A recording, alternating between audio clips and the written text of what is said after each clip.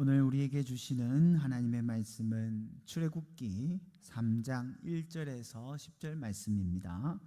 출애굽기 3장 1절에서 10절 말씀, 구약성경 84페이지에 있습니다.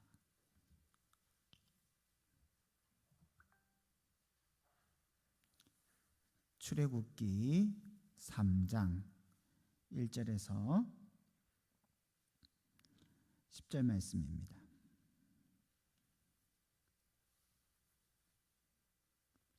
다 찾으셨으면 함께 교독하시도록 하겠습니다. 3장 1절에서 10절입니다.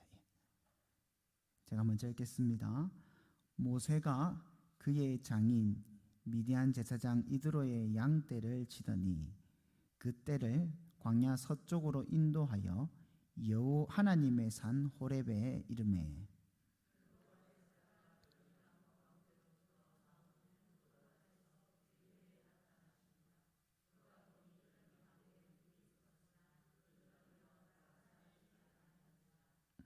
이에 모세가 이르되 내가 돌이켜 가서 이 큰 광경을 보리라.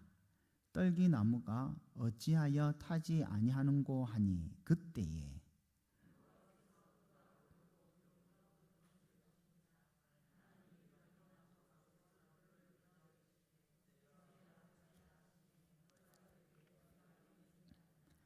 하나님이 이르시되 이리로 가까이 오지 말라. 내가 선 곳은 거룩한 땅이니 내 발에서 신을 벗으라.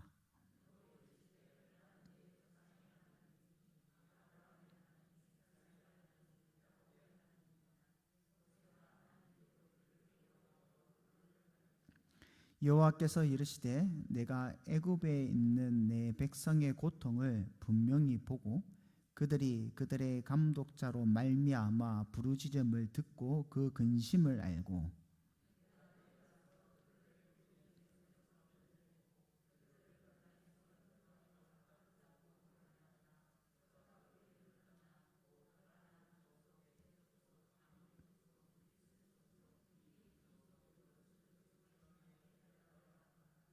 이제 가라. 이스라엘 자손의 부르짖음이 내게 달하고 애굽 사람이 그들을 괴롭히는 학대도 내가 보았으니 이제 내가 너를 바로에게 보내어 너에게 내 백성 이스라엘 자손을 애굽에서 인도하여 내게 하리라.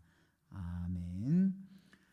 계속해서 수요일날은 우리 교단에서 만든 킹덤 스토리를 진행하고 있습니다. 오늘은 13과 내용을 함께 나누고자 합니다. 13과 하나님 나라를 섬길 종이 준비되다입니다. 이제 우리가 드디어 창세기를 끝내고 출애굽기를 시작하게 되었습니다. 여러분, 그 전에 창세기가 어떤 책이냐라고 물으신다면 창세기는 시작의 책이다라고 말할 수 있습니다. 하나님의 구원이 시작되는 거죠.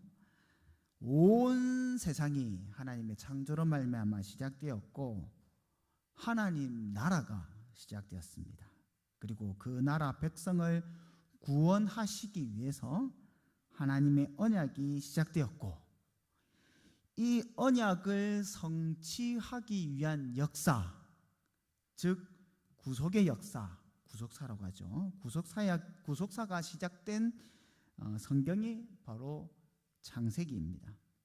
하나님께서 하나님 나라 백성을 구원하시기 위해서 언약을 주시지요. 아담과 하와에게 여인의 후손을 약속해 주시고 이 언약은 셋에게 그리고 노아에게 그리고 또 누구에게? 셈에게 전수가 됩니다. 그리고 또 이 약속은 아브라함에게 또 이삭에게 또 야곱에게 전수가 되죠. 즉 하나님께서는 언약이라는 방편을 사용하셔서 하나님 나라를 확장시키시고 그 백성들을 구원하고 계시는 겁니다. 하나님께서 아브라함에게 하셨던 그 약속이 구체적으로 무엇이냐? 자손과 땅을 약속하셨죠. 자손이 하늘의 별과 같이 바다의 모래와 같이 많을 것이다 라고 약속을 했죠. 아브라함의 자손이 그리 많았습니까? 아니죠. 별로 없었지 않습니까? 아브라함은 겨우 한 명 낳았습니다. 이삭 한 명 낳았습니다. 이삭은 겨우 2명 낳았죠. 야곱과 에서. 그 2명 중에서 그나마 에서도 여호와의 장막을 떠나 저 광야에 유리한 자가 되지 않습니까? 야곱에 와서야 이제 아들이 한 11명쯤 낳습니다. 아니 그러면 이 하늘에 별과 같고 바다의 모래와 같이 많다고 하나님께서 자손을 약속하셨는데 이 자손의 약속은 언제 성취가 되는 겁니까? 언제 하나님께서 이루어 주십니까? 이 약속은 언제? 출애굽기에 와서. 출애굽기에 와서 하나님께서 자손의 그 약속을 성취해 주시죠. 물론 엄밀한 의미에서 하나님의 씨의 약속, 자손의 약속은 궁극적으로는 예수 그리스도로 말미암아 성취되지만요.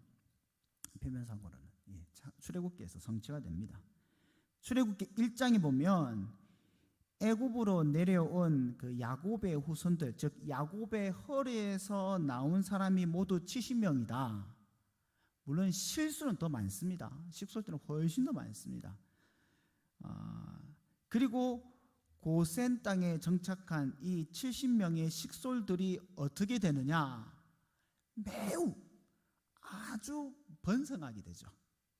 출애굽기 1장 7절 말씀 보시면 이스라엘 자손은 생육하고 불어나 번성하고 매우 강하여 온 땅에 가득하게 되었더라. 이렇게 되어 있지 않습니까? 하나님께서 씨의 약속, 자손의 약속을 성취해 주신 거죠. 그래서 애굽 사람이 무서워합니다. 우리가 전쟁을 나가면 혹시나 이 많은 이 이스라엘 백성들이 우리를 배신하지 않을까 두려워할 만큼 이스라엘 백성들이 굉장히 번성하게 됩니다. 하나님께서 그 약속을 아주 성실하게 이렇게 이루어 주신 겁니다. 성취해 주신 겁니다. 그래서 창세기하고 출애굽기는 이게 떨어진 책이 아닙니다. 한 권입니다. 출애굽기 앞에 보면 그리고라는 접속사가 붙어 있습니다. 2권의 책이 아니라는 거죠. 하나님께서 이렇게 씨를 자손을 성취해 주셨는데 문제가 생겼어요. 무슨 문제가 생깁니까? 야곱의 자손들이 애굽의 고센에 사는 동안 애굽 사람, 이 애굽에 동화되어 가지고 세속화 되어 버린 겁니다. 이걸 알 수 있는 게 여호수아 23장 14절에 보면 이런 말이 나옵니다.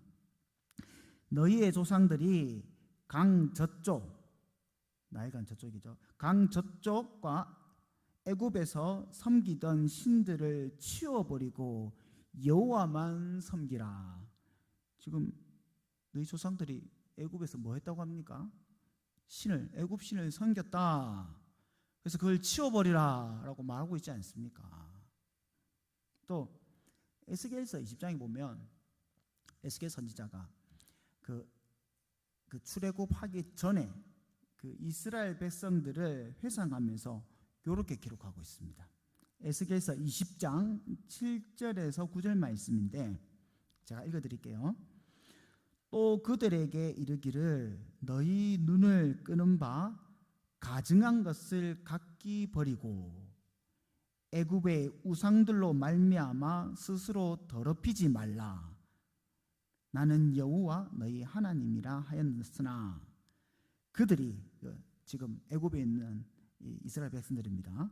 그들이 내게 반역하여 이 말을 즐겨 듣지 아니하고 그들의 눈을 끄는 바 가증한 것을 각기 버리지 아니하며 애굽의 우상들을 떠나지 아니하므로 내가 말하기를 내가 애굽 땅에서 그들에게 나의 분노를 쏟으며 그들에게 진노를 이루리라 하였노라. 하나님께서 왜 지금 애굽 땅에 있는 자기 백성들에게 분노를 쏟으시고 진노를 쏟으신다라고 말씀하고 있는 겁니까? 그들이 내 말을 청종하지 않고 애굽에 가증한 것들, 우상들을 쫓고 있기 때문에 내가 그들에게 진노를 쏟았다라고 말씀하고 있는 거 아닙니까? 이스라엘 백성들은 하나님을 경외하는, 하나님을 교제하는 백성이 아니라 애굽 신을 섬기는 애굽의 종으로, 바로의 종으로 변질되고 있는 겁니다. 씨가 많이 생겨서 참 좋은데 이 씨가 알곡이 아니라 쭉정이라, 쭉정이. 하나님의 자손, 이 씨의 핵심은 하나님과 교제 나누는 백성이거든요. 근데 애굽 땅에서 이 세속화의 길을 걸으며 하나님과 교제 나누는 이 삶을 버리고 있는 겁니다. 그래서 하나님께서 이 백성들을 돌이키시기 위해서 무엇을 하셨느냐? 하나님의 진노와 분노를 이 백성들에게 쏟아부으신 겁니다. 쏟아붓는 장면이 출애굽기 1장 8절 말씀에 이스라엘 안에 요셉을 모르는 자로 왕위로 세우셨도다. 하나님께서 요셉을 모르는 자로 애굽의 왕으로 세운 겁니다. 이스라엘은 애굽 땅 고센에 안주하면 안 되죠. 여기 머무르면 안 되죠. 그래서 요셉이 형제들에게 바로 앞에 섰을 때 뭐라고 하라고 이야기합니까? 우리는 목자입니다. 우리가 양을 치는 목자입니다 라고 소개하라고 이야기하지 않습니까? 왜 그렇습니까? 애굽 사람들이 목자를 가증히 여기기 때문입니다. 그래서 애굽 사람들하고 일부러 가증히 여기게끔 만들어서 애굽 사람들과 같이 친하게 지내지 않게 하기 위해서, 멀리 떨어지지 않게 하기 위해서 이런 조치를 한 겁니다. 그럼에도 불구하고 동화됐죠. 요셉이 심지어는 죽어가면서 뭐라고 했습니까? 내 뼈를 여기 묻지 말고 저 약속의 땅으로 가져가십시오. 왜요? 여기 있을 곳이 아니라 하나님의 약속의 땅 딴 곳에 있습니다. 이걸 대대손손 기억하기 위해서 이 유언을 남긴 것이었습니다. 하지만 야곱의 후손들은 이미 애굽에 동화되어가지고 떠날 생각이 없습니다. 나중에 여러분 광야에서 출애굽한 것을 후회하면서 우리가 애굽에 있었던 것이 더 좋다라고 말하면서 모세를 핍박하지 않습니까? 그래서 하나님께서는 일부러 요셉을 모르는 왕으로 애굽을 세움으로 하나님의 진노를 지금 쏟고 있는 겁니다.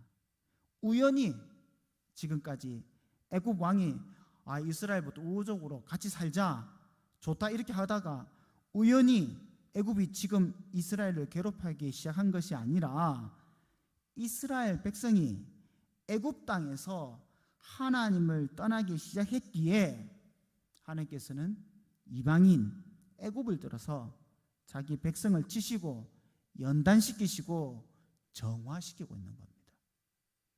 그래서 애굽 왕이 지금 이스라엘 백성들을 괴롭히고 있는 겁니다. 근데 이때 사단이 가만히 있지 않죠. 옳다구나. 이게 찬스다. 기회다. 이 기회로 이 하나님의 백성들을 진멸시키자. 이런 계획을 세우게 되죠. 그래서 이스라엘 백성들이 더는 애를 놓지 못하도록 어떻게 합니까? 중노동을 시키죠. 고된 노동을 시킵니다. 근데 그래도 안 되니까 어떻게 합니까? 산파들로, 히브리 산파들로 남자애를 낳으면 다 죽이라고 시킵니다. 고려도 안 되니까 어떻게 합니까? 이제는 애굽의 국가 시책으로 이스라엘의 남자아이가 다 태어나면 다 죽여라. 이런 정책을 시행하게 하는 거 아닙니까? 이 때문에 하나님의 약속의 성취에 문제가 생긴 겁니다. 하지만 하나님께서는 이 중이라도 이러한 상황에서도 이스라엘을 애굽에서 구원해낼, 즉 출애굽시킬 구원자를 보내어 주시는 겁니다. 그것이 누구입니까? 바로 모세죠. 모세를 보내어서 이스라엘의 씨를 말리려고 하는 그 바로의 딸에게 이 모세를 키우게 만드셔가지고 그 백성들을 보호하시는 겁니다. 함께 살펴보시는 그 13가 제목이 하나님 나라를 섬길 종이 준비되다이지 않습니까? 이 섬길 종이 바로 모세인 겁니다. 이스라엘을 애굽의 바로의 손에서 구원낼 자, 성경은 잘 몰라도 이름은 다 알고 있고 교회는 다니지 않아도 그 스토리를 다 알고 있는 주인공, 이게 바로 모세입니다.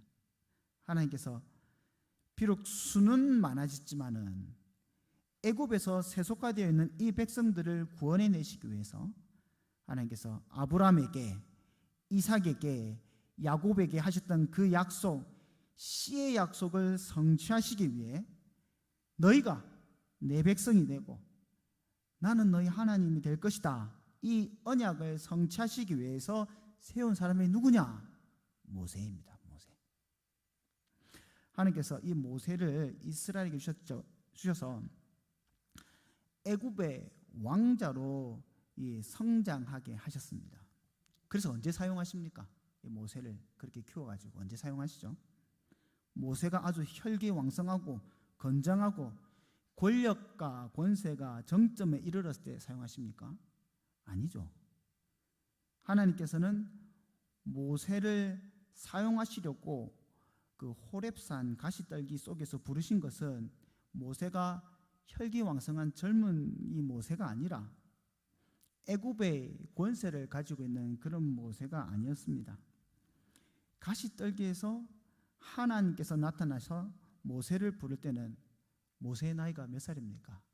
80세 된 노인이 되어서야 애굽의 궁의 왕자의 권세를 모두 잃어버리고 미디안 광야에서 40년 동안 양치기를 한 후에야 모세를 부르십니다. 아니, 하나님께서 모세가 한창일 때 머리도 좋고 머리도 그러니까 팽팽 돌아가고 힘도 좋고 바로의 권세를 사용할 수도 있고 그럴 때 사용하시면 되는데, 아니 왜 굳이 나이가 들어가지고 권세도 다 잃어버리고 80세 할아버지가 무슨 힘이 있겠습니까? 왜 이때 부르시는 겁니까? 왜 그렇습니까? 그것은 그동안 아직 준비가 덜 되어 있습니다. 준비가. 뭐가 준비가 안 됐습니까? 첫 번째는 이스라엘 백성들이 준비가 안 됐어요. 이스라엘 백성들이. 모세가 40살이 되었을 때 자기에게 임하신 하나님의 뜻을 이제야 펼쳐야겠다라는 생각이 들게 되었습니다. 고통당하는 이스라엘을 애굽의 손에서 구해야겠다라는 생각이 드는 거죠. 그래서 무엇을 했느냐? 애굽 사람을 한 명 쳐 죽인 겁니다. 애굽 사람 한 사람이 이스라엘 백성을 막 괴롭히는 거예요. 그래서 애굽 사람을 몰래 죽여가지고 땅에 파묻었습니다. 여러분, 이것을 모세가 이 분노 조절이 안 돼가지고 혈기왕성해가지고 급작스럽게 이게 취해가지고 애굽 사람을 죽였다라고 생각하시기 힘듭니다. 왜냐하면 사도행전 7장 23절에 이 사건을 그대로 기록하고 있거든요. 7장 23절에 보시면 이렇게 기록되어 있습니다. 모세입니다. 나이가 40이 되매 그 형제 이스라엘 자손을 돌볼 생각이 나더니, 지금 모세가 나이 40이 되니까 그 백성들 돌봐야겠다라는 생각을 마음을 먹은 겁니다. 즉 모세는 지금 자기 자신이 하나님께서 자신을 이 이스라엘을 구원할 자로 사용하신다라는 인식을 갖고 있는 겁니다. 그래서 뭘 하느냐? 사도행전 7장 23절, 24절, 25절 보면 한 사람이 원통한 일을 당함을 보고 보호하여 압제받는 자를 위하여 원수를 갚아 애굽 사람을 쳐 죽이니라. 어떤 상황인지 이해가 되시죠? 그는 그의 형제들이 하나님께서 자기 손을 통하여 구원해 주실 것을 깨닫으리라 생각하였으나 그들이 깨닫지 못하였더라. 그들이 깨닫지 못하였더라. 여러분, 모세가 왜 애굽 사람을 쳐 죽였느냐? 하나님이 자기 손을 통해서 백성들을 구원해 주시라. 이것을 이 백성들이 지금 압제받고 있는 이 이스라엘 백성들이 깨달을 것이다. 내가 이 애굽 사람 한 명 딱 쳐 죽이면 이게 시발점이 되어가지고 내가 하나님이 구원의 깃발 들고 나가자 하면 어떻게 이스라엘 백성들이 와 하고 같이 모여가지고 이 이스라엘 백성들이 나를 따를 것이다.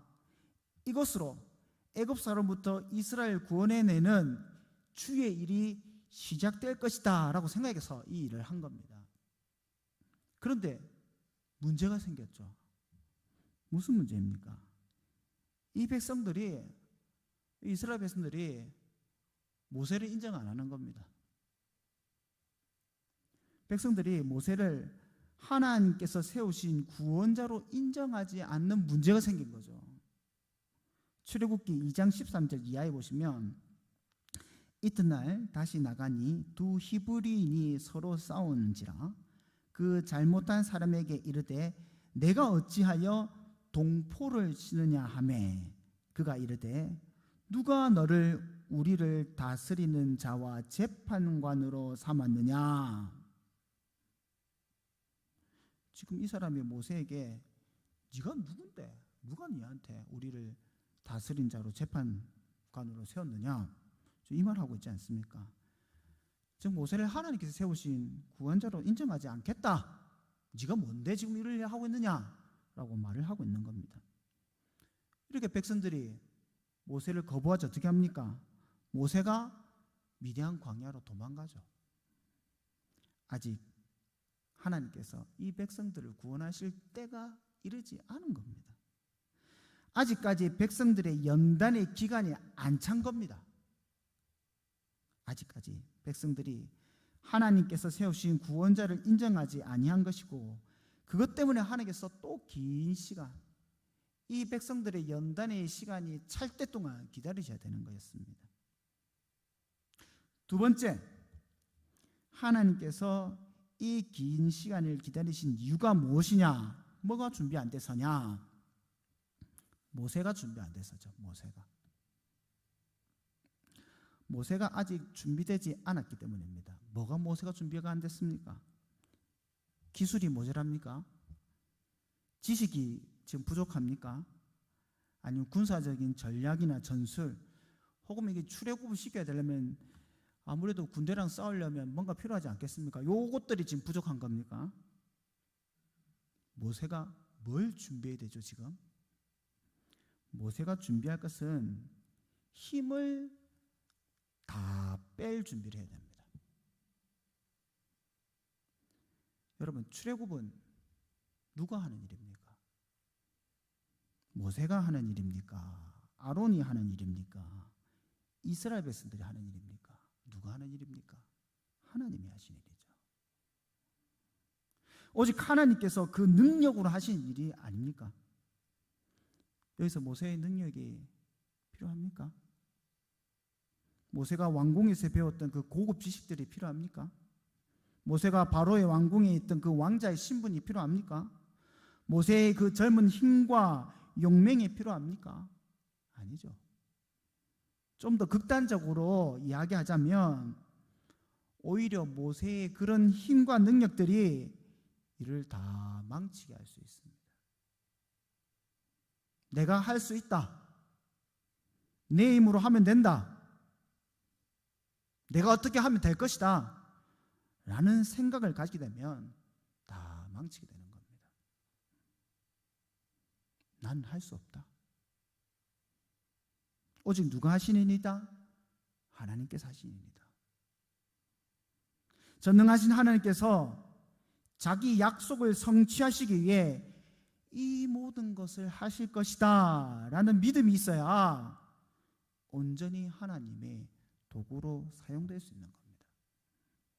이를 위해서 지금 모세를 하나님께서 광야에서 40년 동안 연단하고 계시죠.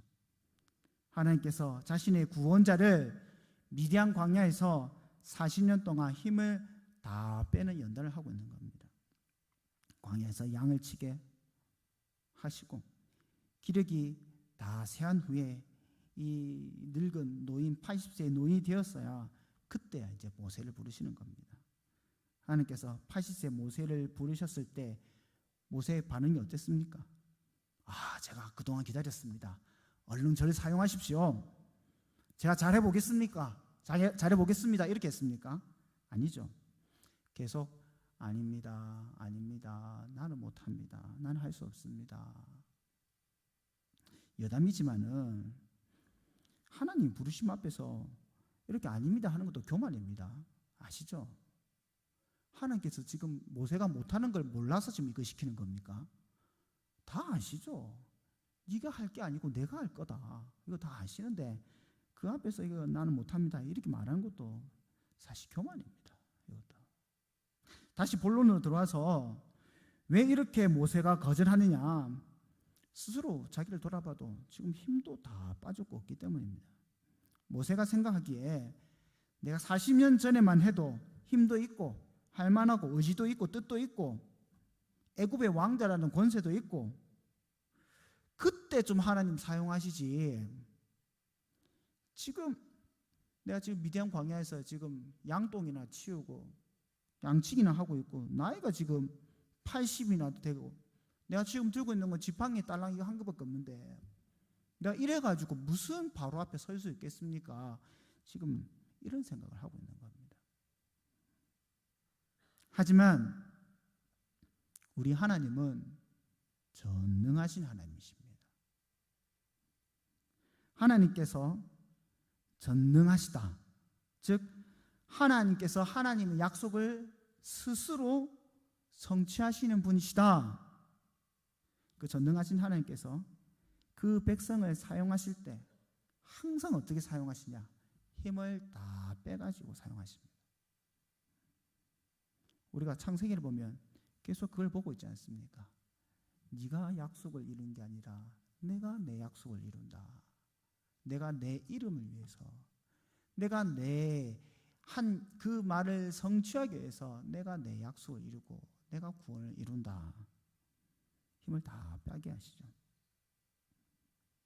그리고 하나님 앞에서 이 힘이 다 빠져가지고 나는 죽은 자와 같습니다. 나는 아무것도 할 수 없습니다. 그때 비로소 하나님께서 그를 사용하셔서 그래 네가 하는 게 아니다. 내가 하는 것이다 라고 하시면서 하나님의 전능하심을 보여주시는 겁니다. 하나님께서 이 힘이 다 빠진 모세를 사용하셔서 그 손에 하나님의 임재와 하나님의 나타나심을 보여주는 이 지팡이를 들려보내서 바로 앞에 서게 하시고 하나님의 전능하심을 보이게 하시는 겁니다. 하나님께서 모세를 뱀, 즉 사단을 잡는 땅꾼으로 보내시죠. 어떻게 그것을 나타내 보이십니까? 지팡이를 탁 던지니까 어찌 됩니까? 지팡이 뭐가 되죠? 뱀이 되지 않습니까? 뱀의 꼬리를 탁 잡으니까 어찌 됩니까? 다시 지팡이가 되죠. 신기한 거 보여주는 게 아니라 네가 바로 뱀을 잡는 땅꾼이다. 저기 있는 사단, 저 마귀들을 때려잡는 땅꾼을 이제 가는 것이다. 이걸 보여주시는 거 아닙니까? 하나님께서 모세를 이스라엘을 죄에서 떠나 성결한 자로 보내시는 거 아닙니까? 어떻게 보여주셨습니까? 품속에 손을 넣었더니 손이 하얗게 문둥병이 되었습니다. 다시 품속에 손에 넣었더니 손이 어떻게 됐습니까? 다시 새한 게 아니고 원래로 돌아오지 않습니까? 부정하면서 성결케 하는 자로 보낸다라는 것을 보여주시는 겁니다. 하나님께서 그 구원의 때를 기다리시고 준비하시고 하나님께서는 그 백성의 부르짖음을 들으시고 참 구원자가 누구인지 알 때까지 기다리시는 겁니다. 이 백성들이 힘들어도 하나님을 안 불러요. 여러분, 출애굽기뿐만 아니라 나중에 뒤에 가서 성경 보시면 아시겠지만 백성들이 힘들면 하나님 부르짖을 것 같죠? 안 그렇습니다. 하나님 안 부릅니다.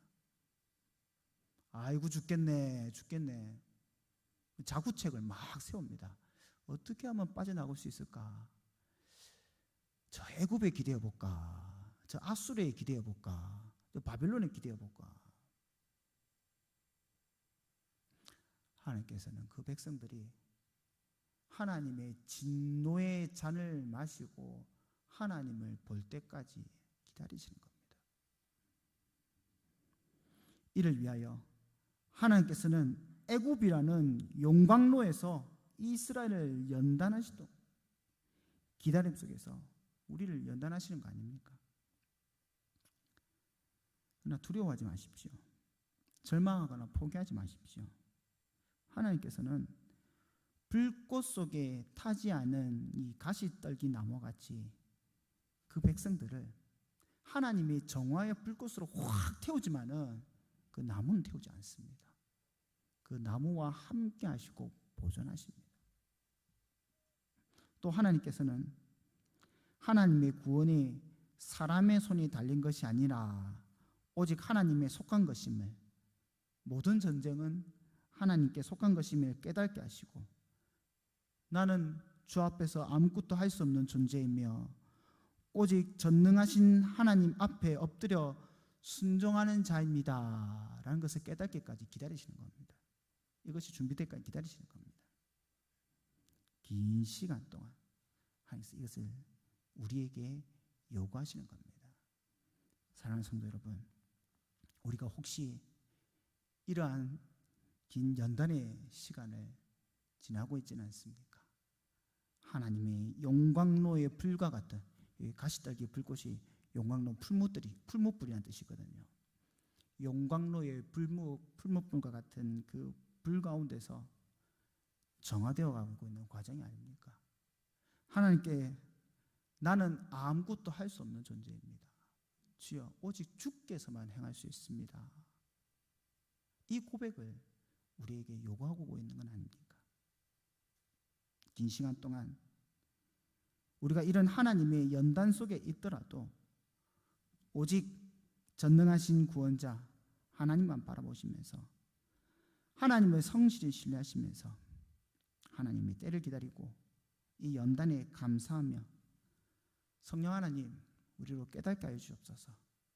하나님의 뜻이 무엇인지, 하나님의 연단의 이유가 무엇인지를 깨달아서 오직 주님 앞에 내 모든 것을 내어놓고 하나님만 쫓아가는 주의 성도가 되게 하여 주옵소서라고 기도할 수 있는 지혜로운 성도님들, 그리고 지혜로운 가정, 그리고 지혜로운 교회가 되기를 주님의 이름으로 축복합니다. 우리 다 함께 기도하시겠습니다. 사랑의 주 하나님 아버지, 우리가 주 안에서 참 어리석음을 고백할 때가 종종 있습니다. 교만하여서 하나님의 때를 기다리지 못하고, 교만하여서 하나님의 일하심을 기다리지 못하고, 내가 무언가 하려고 혹은 하나님 아닌 것을 향하여서 고개를 들어 간구하는 어리석은 자가 되지 아니하게 하여 주옵소서. 우리가 긴 연단의 시간이 있더라도 불평하고 좌절하고 마치 하나님이 없는 자처럼 행동하는 것이 아니라 이 연단을 통하여 하나님의 뜻을 이루시고 그 백성들을 보존하시는 하나님의 섭리를 기억하면서 주여 우리가 주의 연단 앞에 감사하며 기뻐할 수 있게 하여 주시옵소서. 오늘도 주님 앞에 엎드린 이 귀한 성도들을 통하여서 하나님께서 그의 나라를 이루시고 하나님 나라의 큰 영광을 보게 하여 주실 줄 믿습니다. 주여 우리로 성령 하나님의 지혜로 하나님의 뜻을 분별케 하여 주시옵소서. 오늘도 주님께서 귀한 은혜, 귀한 연단, 귀한 기다림 허락하여 주실 줄 믿사오며 이 모든 것 예수님의 이름으로 기도드리옵나이다. 아멘. 다음 찬송가 300